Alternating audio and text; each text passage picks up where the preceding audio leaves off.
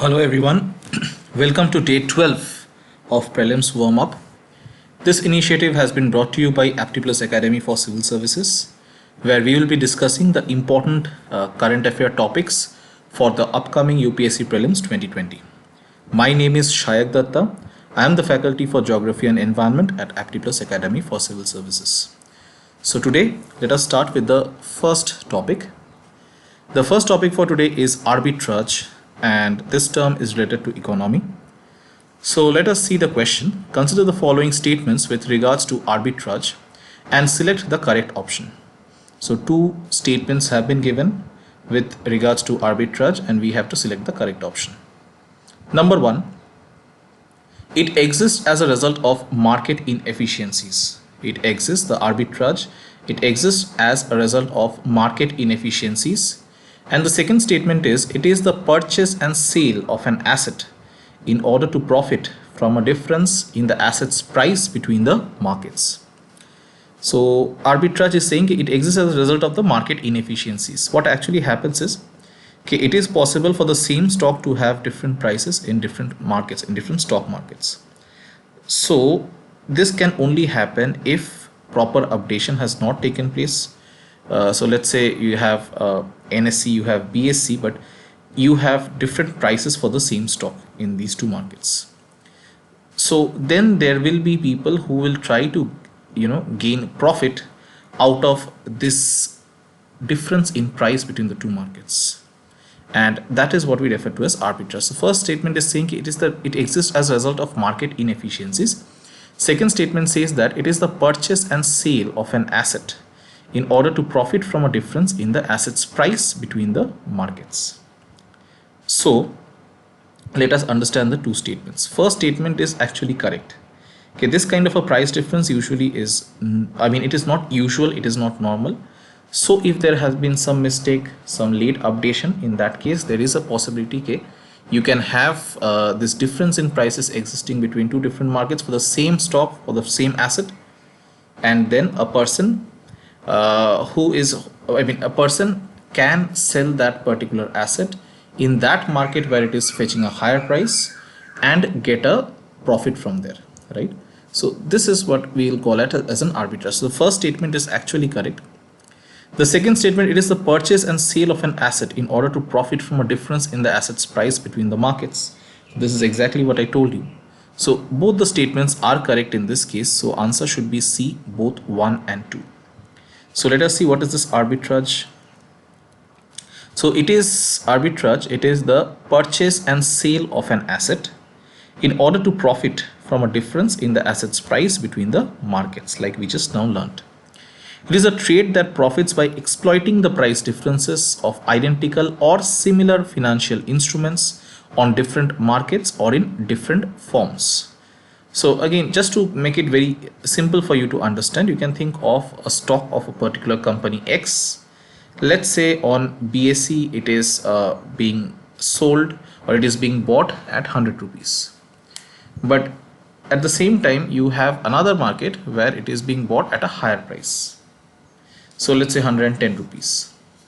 So a person might be holding the stock, but in BSE, but he might decide to sell it in some other market wherever it is fetching a higher price, and the margin will give him the profit. Okay, that is, this particular practice is called as arbitrage, which is very difficult to do in today's time, considering that everything is digital and the prices are updated almost immediately. So it is very difficult for it to happen now, but this is the concept of it. Arbitrage exists as a result of market inefficiencies and would therefore not exist at all if the markets were perfectly efficient. If the updation of the prices had been taking place almost at the same time in all the markets, in that case it would not have existed. And the people who engage in arbitrage, they are called as arbitrageurs, such as like a bank, like a brokerage firm. And the term is mainly applied to trading in financial instruments like bonds, like stocks, like derivatives, commodities, currencies. These are the ones which are traded in case of arbitrage. It has the effect of causing prices of the same or very similar asset in different markets to converge. So naturally, if this starts happening, automatically the authorities will try to ensure that the prices again come down to the same level. So ultimately they will converge in the end. But this can be best understood from this particular link that I have pasted over here. Investopedia is a very good website for your economics, and if you want to know more about arbitrage, you can visit this particular link where they have a very good video, and the video will make the entire term very clear. But arbitrage is an important term about which you should be aware of. Okay, so visit this link and just see what arbitrage and how the entire mechanism works. I'll move on to the next topic of the day, which is with regards to polity. So this was in the news, Agnihotri Committee. So let's see. The question: consider the following statements with regards to the Agnihotri Committee, which was constituted by the chairman of the Rajya Sabha. So it was constituted by the chairman of the Rajya Sabha, and choose the correct option. Number 1, it is a 2-member committee formed to review the rules of procedure and conduct of business in the Rajya Sabha. So this particular committee, it is a 2-member committee which was created to review the rules of procedure and the code of business in the Rajya Sabha. This is the first statement. Second statement: there was no specific provision in the Rajya Sabha for the automatic suspension of members who persistently and willfully obstruct the House proceedings by sloganeering or by coming into the well of the House, but Lok Sabha has such a rule.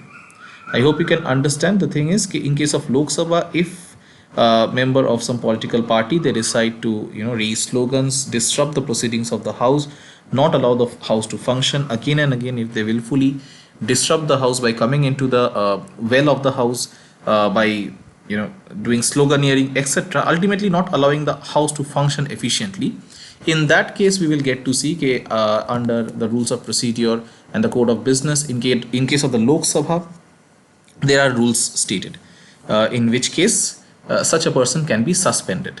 But the second statement is actually saying that in case of Rajya Sabha, there was no such rule with regards to such a circumstance, that when you have a particular member of the parliament who is continuously trying to disrupt the proceedings, the House had to be adjourned every time.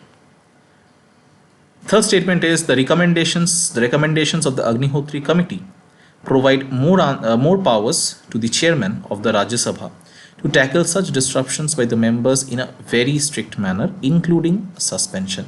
So basically, this Agnihotri Committee ultimately goes ahead and recommends some amendments in the rules of procedure in the Rajya Sabha, and it actually gives more powers to the chairman of the Rajya Sabha in order to deal with such kind of misconduct.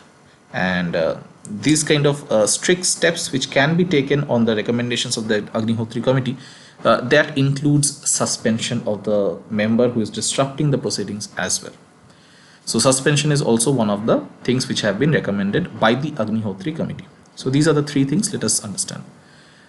First statement: it is a 2-member committee formed to review the rules of procedure and code of conduct conduct of business in the Rajya Sabha. That is correct.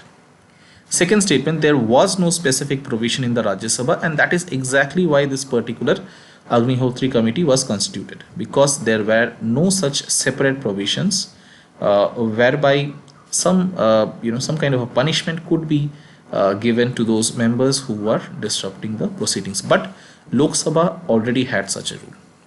So Agnihotri Committee was mainly to recommend to the Rajya Sabha as to how to deal with such kind of issues. And the third statement is definitely correct, because automatically if you have to deal with such kind of disturbing elements, so in that case you have to ensure that there are strict punishments, including suspension, which might deter the other members from going down the same path. Okay, so all the three statements are correct. Answer should be D. Let us see. Yeah, answer is D. It's a 2-member committee formed to review the rules of procedure and conduct of business to ensure smooth conduct of the proceedings, because we got to see a lot of disruptions were taking place, which was bringing down the efficiency of the Rajya Sabha. It had to be adjourned again and again, resulting in delay and inefficiency. The committee, just now we discussed it was a 2-member committee, so there were two people. One is Mr. V.K. Agnihotri, who was the former Secretary General of the Rajya Sabha, and the other person is Mr. S.R. Dhaleta, who was the retired Joint Secretary and Legislative Counsel for the Ministry of Law and Justice. So just remember Mr. Agnihotri and Mr. Dhaleta, these two were the people who were responsible or who were part of this Agnihotri committee. Now, as we just now discussed, Lok Sabha already had a rule, which is rule number 374A. Rule 374A, it says that if there are people who will conduct or will disturb the house in this manner, then there is a provision for automatic suspension of such members. The report of this two-member committee, it has proposed 77 amendments to the existing rules and introduction of 124 new rules, mainly to deal with this kind of scenarios. And there is a total of 303 rules. Now, exact numbers are not necessary for you to remember, but the new recommendations are necessary. Okay? So 77 amendments have been proposed. Similarly, introduction of 124 new rules have been proposed in the already existing Rajya Sabha rule book regarding various aspects of the functioning of the house. Achha, the two-member committee report provides more power to the chair, that is the chairman, to tackle disruptions, especially by the members of the upper house rushing to the well. So you can understand that already rules were in place for the Lok Sabha. So this particular committee recommended rules for the Rajya Sabha. And where did this come from? So if you want to know more about it, you can visit this particular link. This link is from The Week magazine, and that is from where I have taken this particular topic. So you can visit this link and you can read more about it, what kind of provisions or what kind of recommendations have been given by the Agnihotri committee.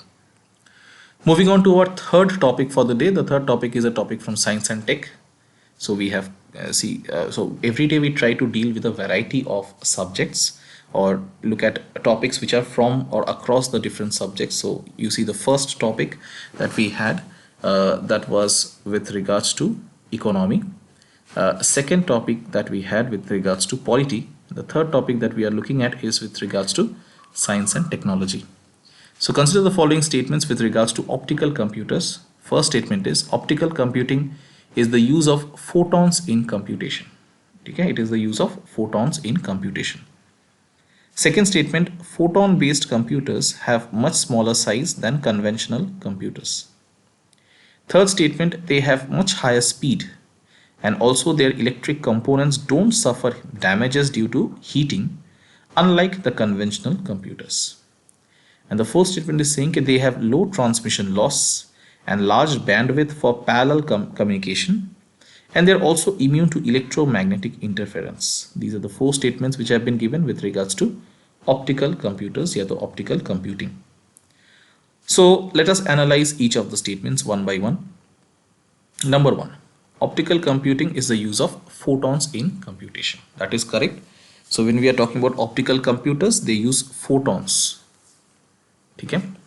Second statement, photon based computers have much smaller size than conventional computers. That is also correct, because we get to see conventional computers will be using transistors which use electrons, but over here photon based computers, their transistors are also much smaller in size, and automatically the size of the computer is also much smaller as compared to conventional computers. They will have much higher speed. This is also correct. Plus this problem, I mean, this is one of the biggest advantage of having this optical computer. That is, unlike the normal computers where we get to see that they get damaged, and they get damaged because of heating. So overheating will take place and the circuits etc. get damaged. But in this case, it does not happen that way. It does not get heated up so easily, and that does not damage the circuits also. And the fourth statement is also correct. It will have large transmission, it will have low transmission loss, it will have large bandwidth for parallel communication, plus they are also immune to electromagnetic interference. So you can understand photons, they do not have charge as such, and because they do not have charge, so even if there are other magnetic fields etc around it, that will not be able to affect photons as such, because they do not possess a charge. So all the four given statements are correct. So A should be the right answer, all of the above. A is the answer, and you should study a little bit more regarding optical computers So for that I have pasted this Wikipedia link. You can also search for other links as well, but this will have good amount of information in it, so you can visit this link as well. Moving on to question number 4, we get to see this is with regards to science and tech once again, and we have a particular satellite whose name is RISAT, or RISAT, RISAT 2BR1. Okay, and you have been provided with 3 statements. You have to select the correct option. First statement is, it is a radar imaging Earth observation satellite. Radar imaging Earth observation satellite.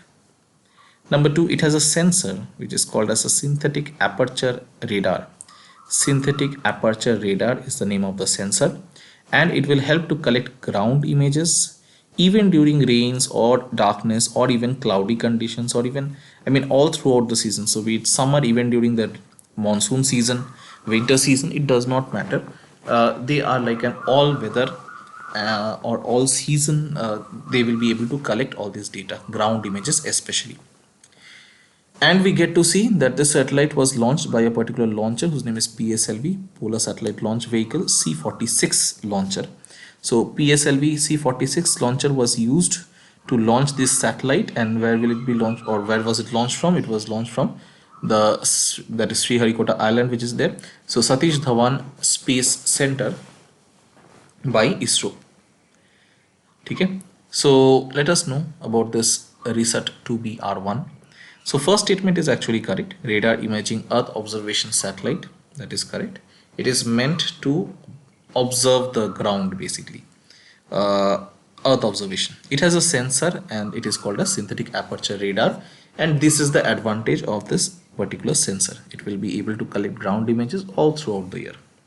And the launcher that has been provided is also correct, and we know that ISRO will launch all its satellites etc. from this Satish Dhawan Space Center. And third statement is also correct. So the right answer should be B, all of the above.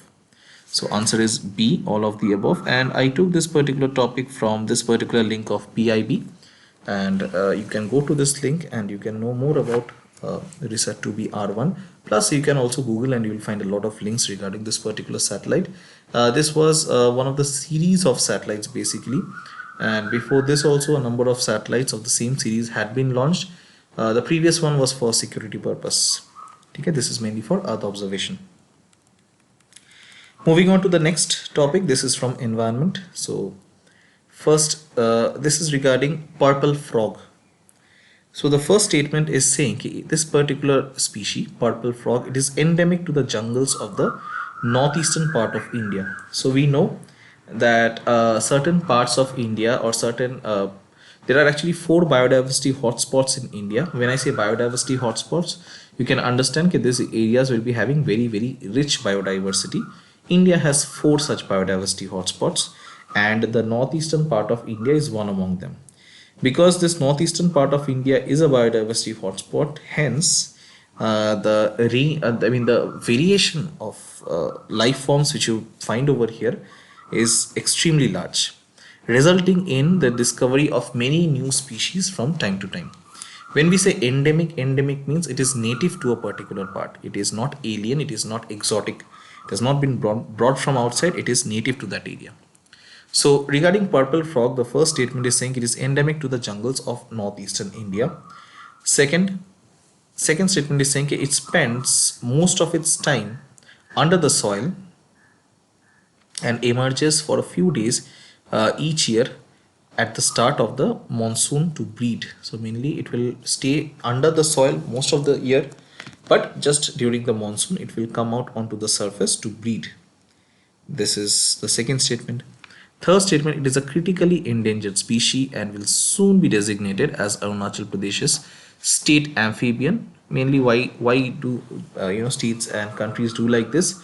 They do like this in order to attract attention towards the conservation of such species. Okay, so देखते हैं एक-एक करके. Let us see one by one. First statement, it is endemic to the jungles of northeastern India. That is incorrect, because northeastern India is very biodiverse and all that is true. But apart from northeast India also, we get to see that in India we have something called as the Western Ghats. So stretching all the way from the southern part of Gujarat and then into Maharashtra, Karnataka, Goa, Kerala, Tamil Nadu. So all these states are covered, or the Western Ghats will run through all these states, and that is also one of the hotspots in India, also one of the hottest hotspots of the world. So, purple frog is not endemic to the northeastern part of India, rather it is endemic to the Western Ghats.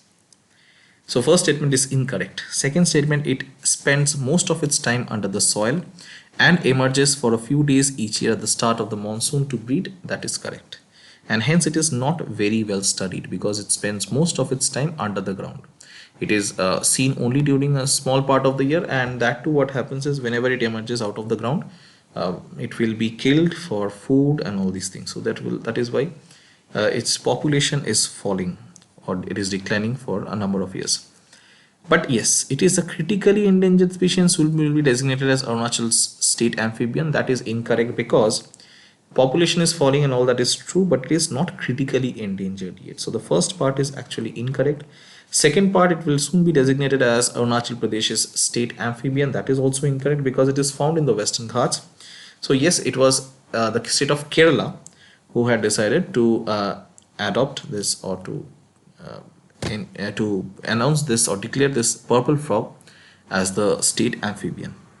So the first statement is incorrect, second statement is correct, third statement is also incorrect. So you can go for A2 only.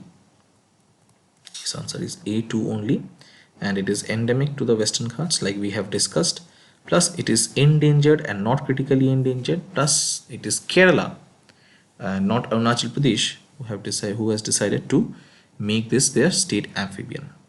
And again, purple frogs, there is a lot of things, a lot of facts that you should be knowing about, and if you want to know more about it, you can go to this Hindu link, and this is the area from where I have taken this particular topic.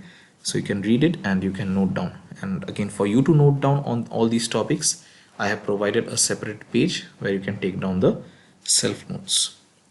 Okay, so with this we complete today's session, and hope you will be reading in details regarding these topics, because these were in the news and these are very probable for the upcoming UPSC prelims 2020. So we'll meet again in our next session with a new set of topics. Till then, study hard and stay safe. Thank you so much.